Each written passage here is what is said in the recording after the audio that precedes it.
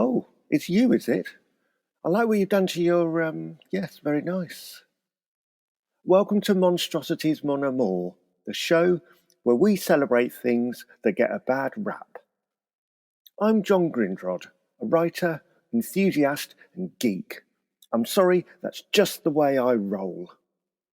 Earlier on, I was just coming out of a Greggs in Milton Keynes when I was unceremoniously bundled into the back of an Austin Maxi and driven for, I would estimate, 117 miles by comedian Angela Barnes.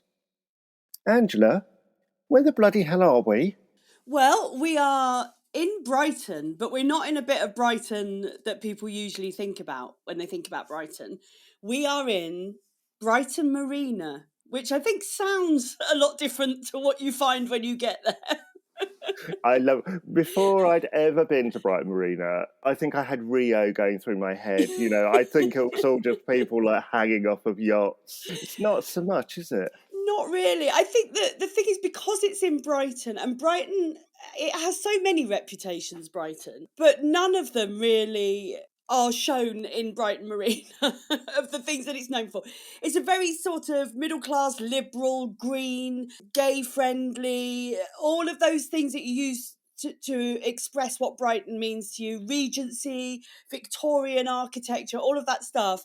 And you might be fooled into thinking that if you go to Brighton Marina, you're going to go somewhere where there's super yachts and there's swanky bars and it's going to be very la-di-da. That's not what you're going to find at Brighton Marina. You're going to get a bit of a surprise.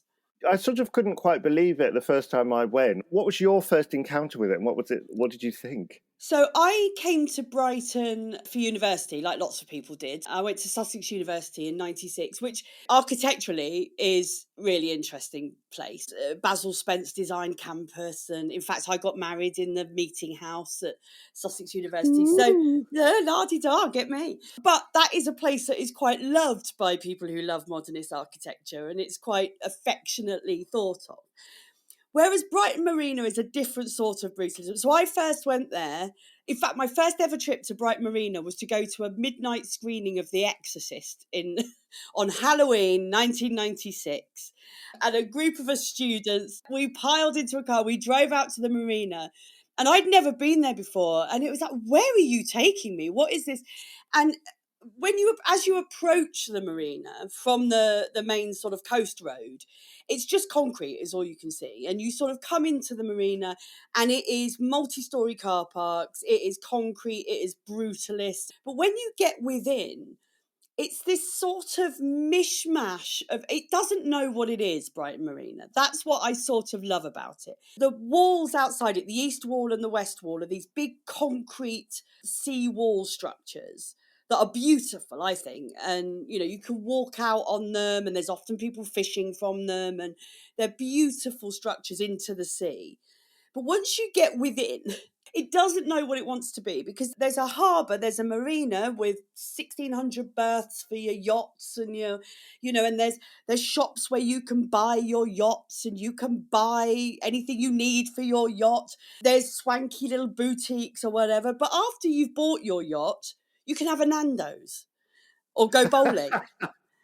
It's just this juxtaposition of, wait a minute, what are you? Are you a swanky marina or are you an out-of-town entertainment complex? And the answer is, I'm both. It's incredible, isn't it? And actually, almost the marina bit of the marina is the least interesting bit of the marina. That is the thing that it's hard to predict before you go there. Yeah. You ask somebody who lives in Brighton what they mostly go to the marina for, they'll say Asda. Or if you want to take the kids bowling or playing crazy golf. Very like Cannes, isn't it, in that respect? Very like Cannes. As you approach, it's very brutal. It was built in the 70s, very kind of that feel to it. But then it's constantly been slightly redeveloped over time. So I think it's changed ownership quite a lot since it was first built. Little bits of it are quite postmodern in their design. The flats have got that kind of neoclassical, which I think they're the ugly bits personally. I don't like those sort of flouncy flats that are trying to be something they're not.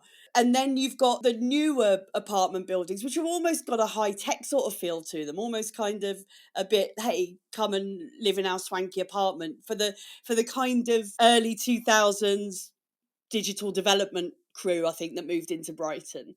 Yeah, it has got everything going on, isn't it? And one of the things I really love about it is the last 50 years in Britain, you can sort of see it in the actual buildings and the things that have been constructed there. You've got this mega late 60s, 1970s plan for it, where you've got this idea of this huge infrastructure project that's going to be there, built in this huge concrete style, imagined in this epic fighting the sea kind of thing. And then by the time they get around to filling it up with stuff in the 80s, the world's changed entirely. Everything's sort of like small scale deregulation. Do what you want, just put something up, put up something out of fibreglass in 10 minutes, doesn't matter. So you've got a bit of that going on. And then you've got a little bit of kind of, we could make it a bit like Docklands. So then you've got some little houses and stuff that are a bit like Docklands. Yeah. And then, as you say, suddenly you've got all this Pomo stuff. And then you've got all this high tech stuff. It's like, what? What are you? Yeah. It is. It's like everyone's had a go on it. Everyone's put their little mark on it. And I think it's that lack of cohesion about it that actually is Brighton to me. And I think if you live in Brighton, and Brighton's my sort of chosen home. I came here for university.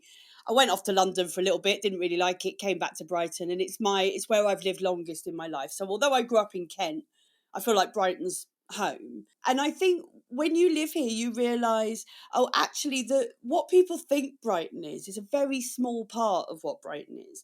And actually, the people who are true Brightonians, who are born and brought up here, are like anyone else in Sussex. And there's this sort of classist attitude about Brighton, that it's a liberal elite and it's this and it's, and there is an element of that. And of course, but most of the people that represent that in Brighton are people like me who came from outside.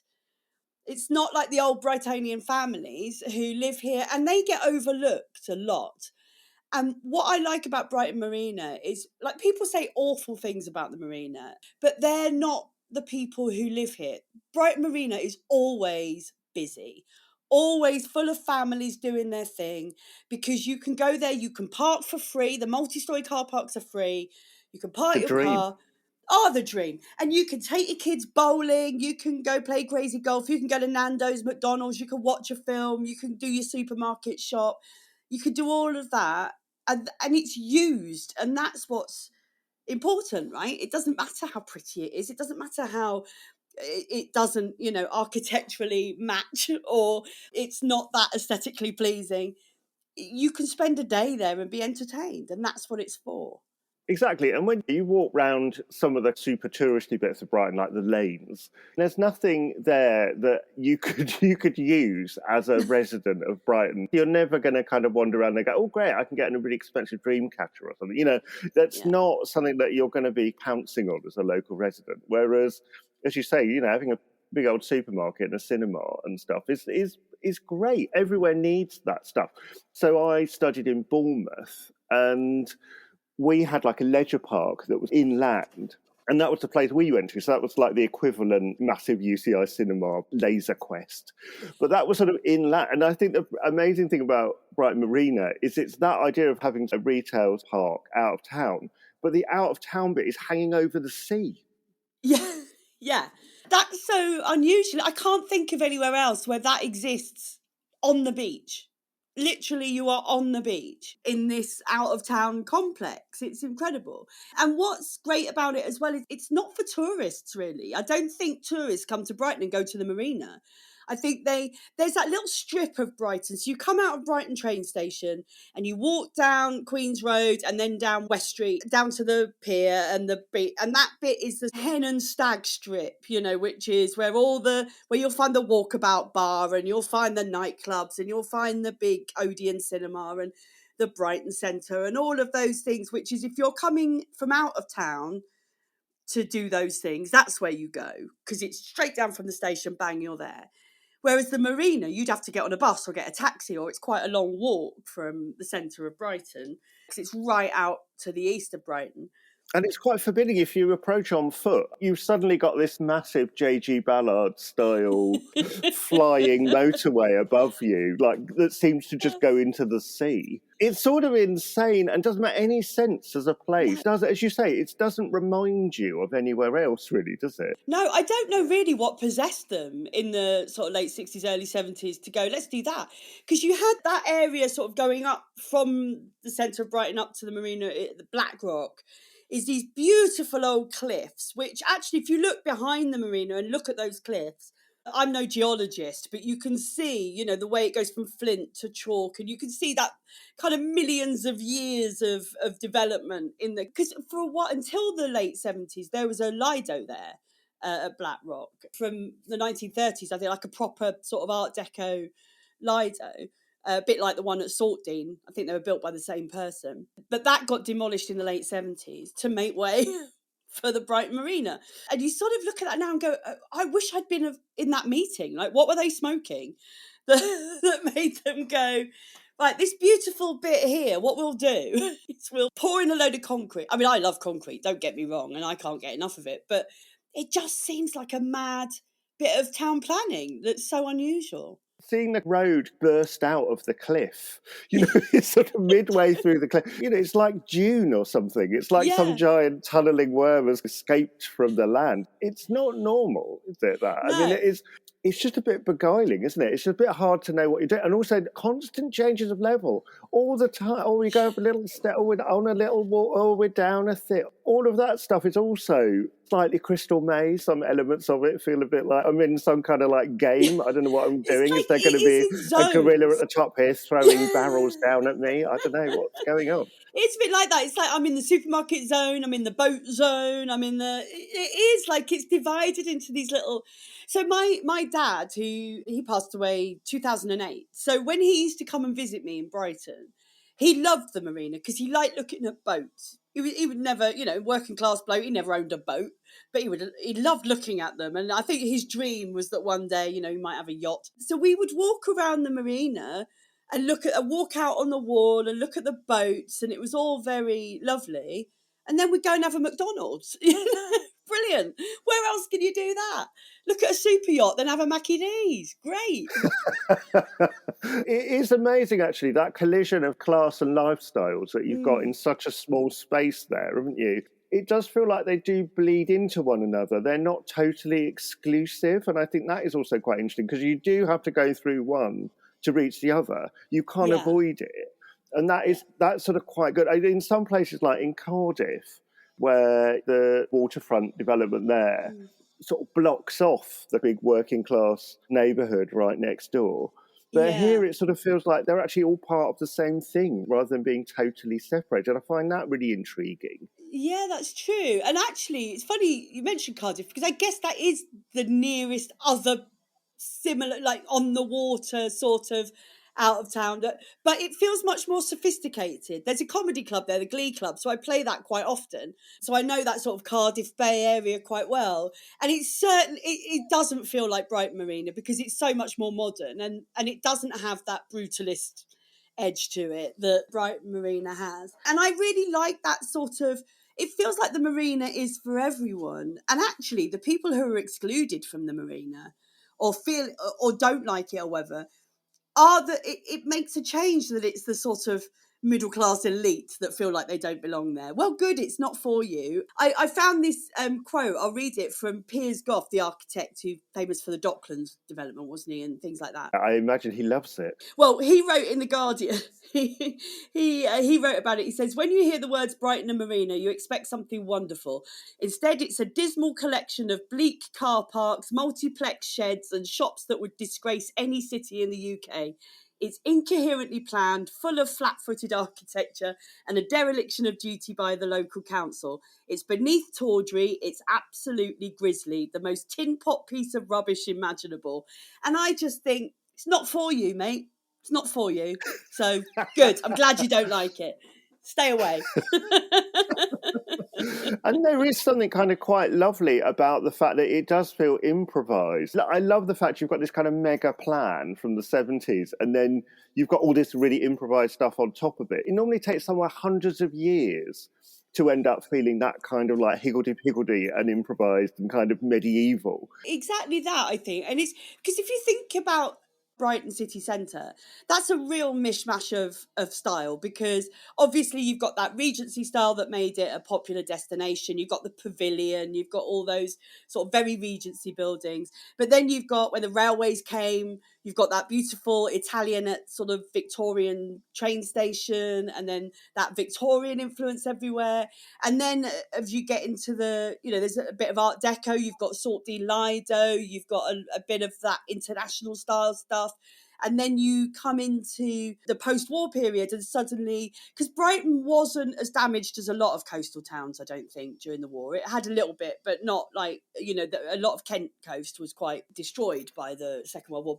But Brighton didn't get too much damage. So there wasn't tons of post-war redevelopment, but you've got like Sussex Heights, a couple of the Seaford buildings, Sussex Heights, Bedford Towers, you've got the whole university development. So there's all these styles are all mixed in the town, and nobody bats an eyelid about that. But because you've got this tiny little, and because the mix of styles is all 20th century pretty much, people don't like it. They're just sort of turned off by that, because for some reason we're very short-sighted, aren't we, human beings? And we like to look back at architecture from outside of living memory, but we forget that one day our architecture will also be outside of living memory and will also provoke nostalgia in people, and that, so we need to preserve it and not treat it like it's second class to this older.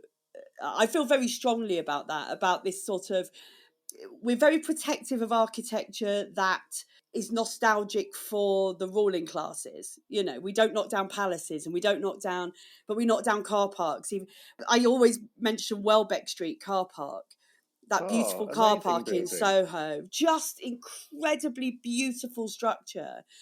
But because it was 20th century, and because it was made of concrete, and because people, we haven't lived long enough to appreciate the history of it, it just gets knocked out the way to make way for something new. And I find that so tragic.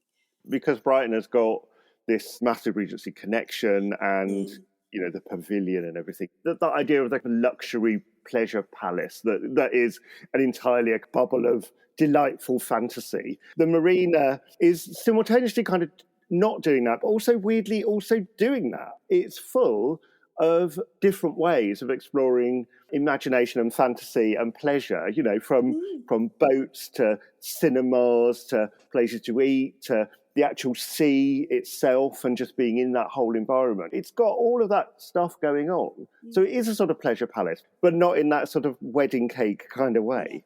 Well, that's it. We protect the Pavillion, but that was a pleasure palace essentially for one man and his mates, and the fact, I mean, the history of the Pavillion is really interesting, obviously, and the fact that it's a Henry Holland building that was constantly during the Prince Regent's lifetime being redesigned on his whims. I like China now, so we're going to make everything chinoiserie, and I like this now, so we're going to change everything again. So it was his pleasure palace, and we protect that because of the association with royalty and aristocracy. But what's the Marina if not a pleasure palace, but for the people? And we should be protecting that as well, and the history of that, and the joy of that. And who cares if it's lowbrow or if it's full of fast food eateries? It's still a place where people make memories and nostalgia. I have huge nostalgia connected to that place, particularly with my dad, because he always wanted to go there, and we would spend a lot of time there. And my dad wasn't a sophisticated man. He didn't want to eat in posh restaurants. He wanted to eat in a Harvester where he knew what he was getting. In fact, it's quite funny. I scattered some of his ashes at the Marina. I walked out there with some of his ashes, and of course, I threw his ashes in the water, and then a massive wave just crashed over and soaked me. And I was like, "You did that, Dad." They're just as meaningful as any royal palace, and they're meaningful actually to more people. They're places that we interact with and we're part of, which is really profound, isn't it, in our lives, to actually have places like that make such an impact on your psyche that you come away with them in your head. Once you've been to Brighton Marina, you never forget that you've ever been to Brighton Marina. Lots of places you go to, you might never remember, but Brighton Marina, my goodness, you never forget you've been to Brighton Marina, do you? No. I was sort of fascinated that the original plan was done by Louis de Soissons, who was one of the Beaux Arts architects of the mid-20th century, and he did loads of the Garden Well, in City. Garden City, yeah. Exactly. His form of architecture is much more a sort of continuation of the kind of historic architecture of Brighton. And yet the company, at that point, David Hodges and Eva Direcner were the people that were looking after this project. A completely new generation had come along. And it's the kind of thing that I wonder whether when they were employed, there was a like hangover of that Louis de Soissons glamour going on. And naturally, Eva had come from the GLC. There was a completely different era of young architects who were designing this stuff. And then also the guy that bought it in the mid-80s, Brent Walker. Absolutely crackers life story of being a barrow boy and then his brother being a sort of famous boxer. And then he ends up sort of co-developing Brent Cross. He finances the Stud and the Bitch, those late 70s. Really? I didn't know that. That's hilarious. Isn't that cool? And then he also bought Southend Pier and the Trocadero. But you put all those things together and Brighton Marina totally makes sense. Suddenly it's all those things, isn't it? It's like his life story boiled down into a place. It's brilliant. Absolutely. I don't know if there's been boxing matches at the Marina, but I wouldn't be at all surprised to find out there has.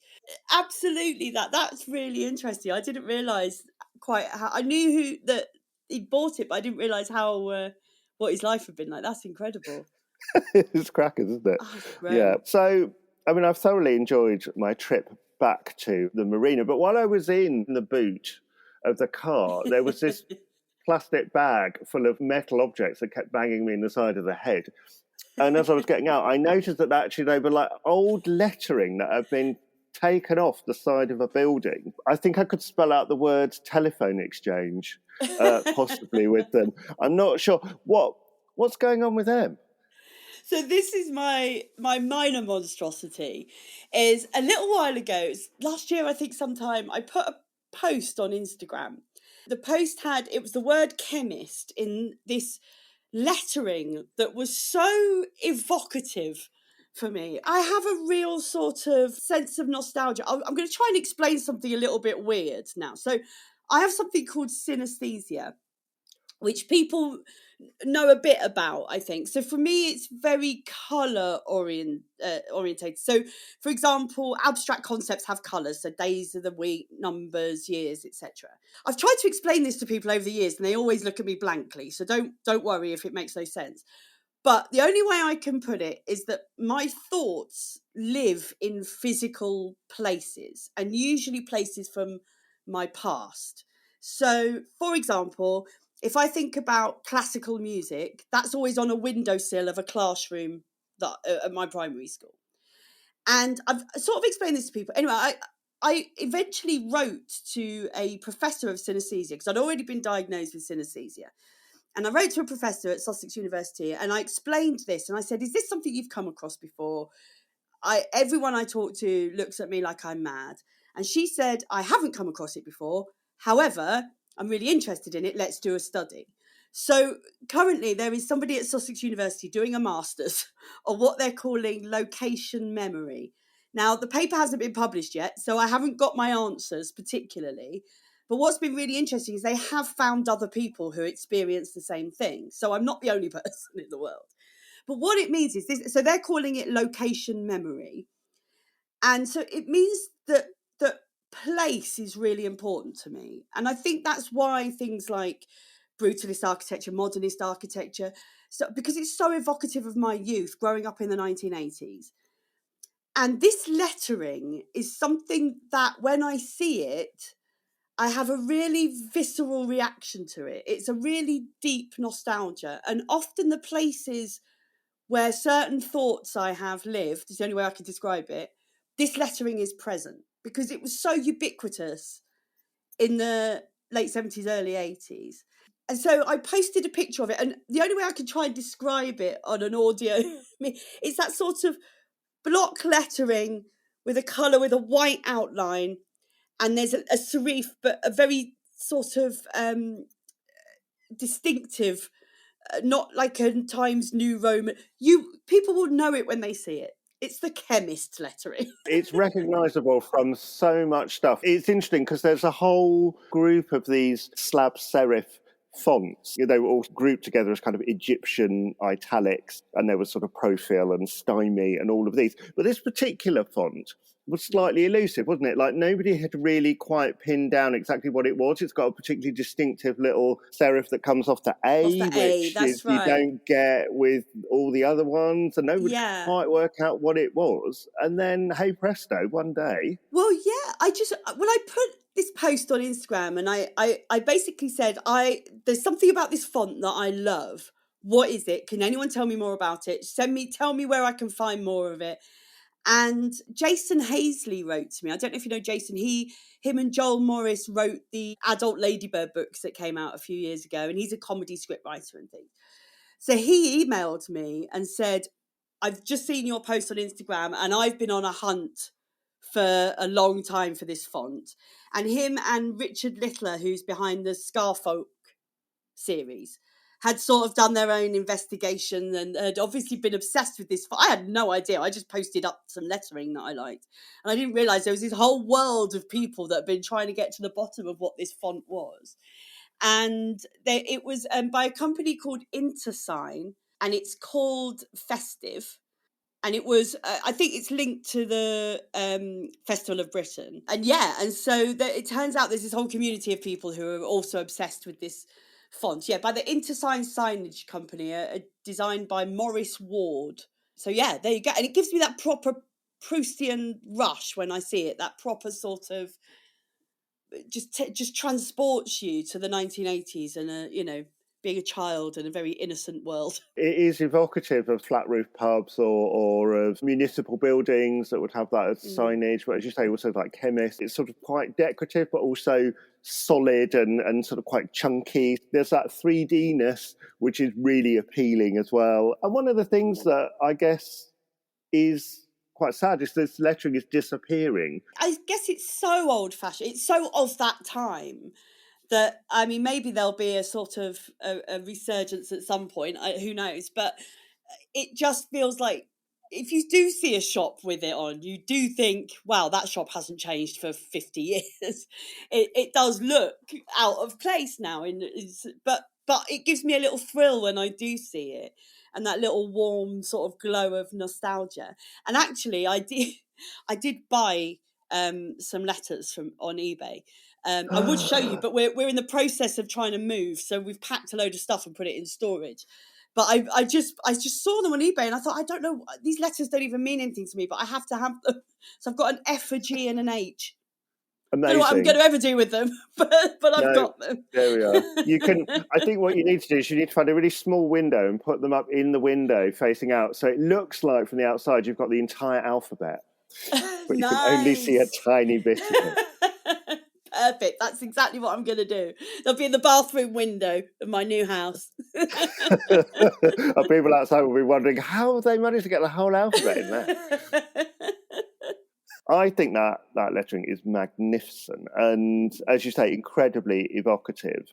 And I would say, it's really interesting the two things that you've chosen. They're both really democratic. They're both things that people would experience in a kind of everyday way, not places that are exclusive. There is something lovely about stuff like that that's got this democratic element to them. I think that is lovely. And also, I can't help thinking that possibly with your synesthesia place-specific study, I'm wondering whether actually probably everybody else that has got this is probably listening to this show. Almost certainly. If you are, get in touch with me, please, because I'm dying to actually speak to other people. So I'm so sick of people looking at me blankly when I try and describe it. So if that rings a bell with you, find me. My email's on my website.